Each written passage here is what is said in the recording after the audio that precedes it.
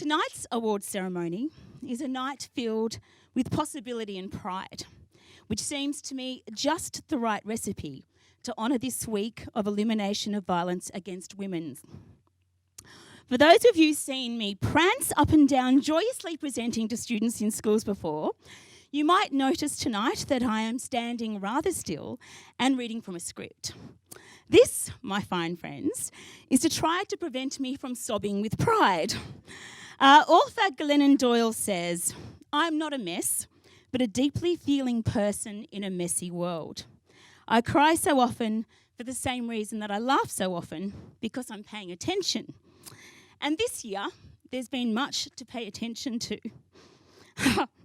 Women's Community Shelters launched our Walk the Talk education initiative in 15 Sydney schools with 2,300 students. This pioneering program builds high school students' awareness of domestic violence and women's homelessness. Phase 1, led by myself and my amazing Enlighten Education team members Jack Ellis and Nikki Davis, was an in-school component where we challenged our teens to look beyond gender stereotypes, to realise their capacity to be change makers, and we connected them both to each other and to their own power. Phase 2, the real magic, invited our teens to put all they'd learnt into practice, to walk the talk and support local women and children in need by adopting their local women's community shelter.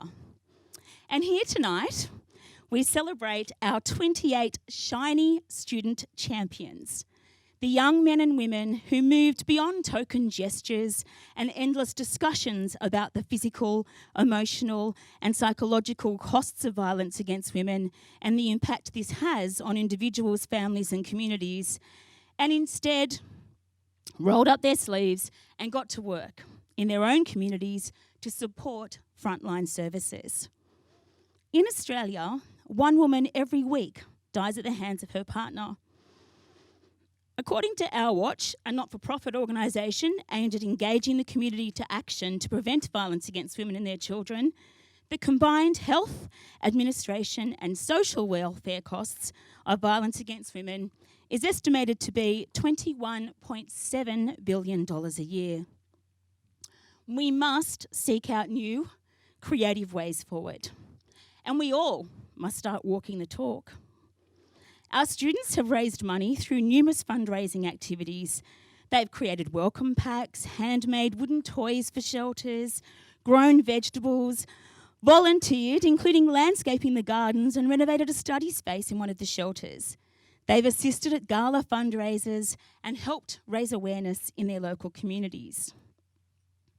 I find the student finalists absolutely inspirational. Ironically, the next line reads, "And I cannot tell you how emotional I get when I read their award entries."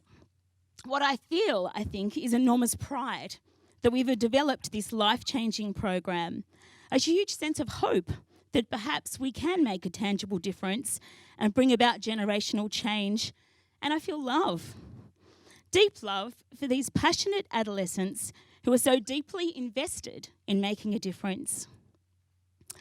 The 28 student finalists who were identified and nominated by their schools were assessed by an incredibly prestigious judging panel, including Tracy Spicer, journalist and gender equity advocate, Jack Ellis, Walk the Talk's own school program facilitator, Sarah Lamarquand, editor-in-chief at Stella Magazine, and Dr. Natalie Ferris, director at Ben Delta, our corporate partners, who have just announced, with thanks to their clients, that they are making an $8,000 donation to fund additional schools in 2020.